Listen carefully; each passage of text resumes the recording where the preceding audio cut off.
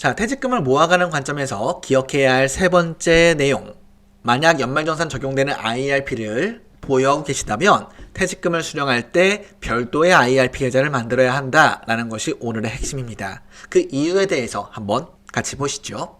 일반적으로 퇴직금 같은 경우에는 이제 바로 수령하는 것이 아닌 55세 이후에 수령하는 것이 세법상에 유리합니다.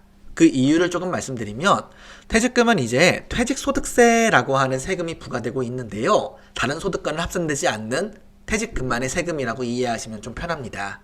그러면 모아왔던 퇴직금을 한 번에 이제 인출해서 바로 사용한다면 일반적으로 5%에서 10% 안팎의 퇴직소득세가 부과되는데요. 쉽게 2억 원 정도를 수령한다면 약 2천만 원 안쪽으로 세금이 부과되는 것이죠. 그래서 이 세금을 조금 절감하기 위해서 우리가 일시금으로 수령하지 않고 연금으로 분할 수령한다면 원래 내야 했던 그 2천만 원이라고 가정해 보겠습니다. 그 금액의 약 30%만큼을 우리가 절세할 수 있다라는 것이 퇴직금을 분할해서 수령하는 가장 큰 이유다라고 기억하시면 좋겠네요.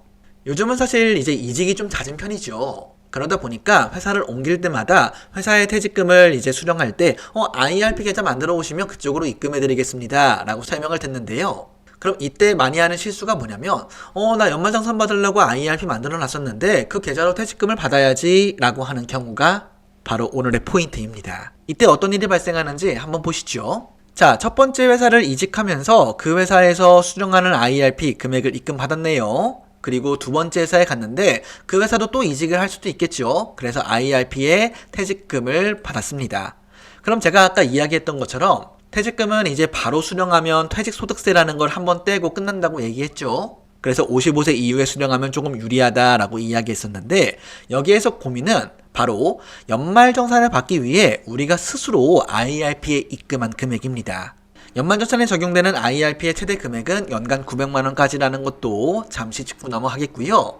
자, 그럼 만약 우리가 연말정산 받으려고 연간 900만원씩 IRP에 스스로 입금을 했으면 어떤 일이 벌어질까요? 자, 소득에 따라서 13.2% 혹은 16.5%만큼 연말정산을 적용받아서 근로소득세를 감면받았을 겁니다. 그런데 이러한 연말정산이 적용되는 가장 큰 조건은 55세 이후까지 그 계좌를 유지하세요 라는 것인데요. 만약 우리가 퇴직금과 우리의 연말정산 금액을 한 바구니 IRP에 담아놨는데 만약 금액이 필요해서 퇴직금 이 금액 일시금으로 빼가지고 사용하고 싶어요 라고 한다면 어떻게 해야 될까요? 그때는 이 IRP 계좌를 해지하여야 관련된 금액을 현금으로 사용할 수 있습니다. 여기서 포인트가 느껴지시나요? 그것은 바로 퇴직금만 뺐으려 했는데 연말정산 받았던 그 금액까지 같이 해지가 된다는 것입니다. 그럼 이제 발생하는 내용은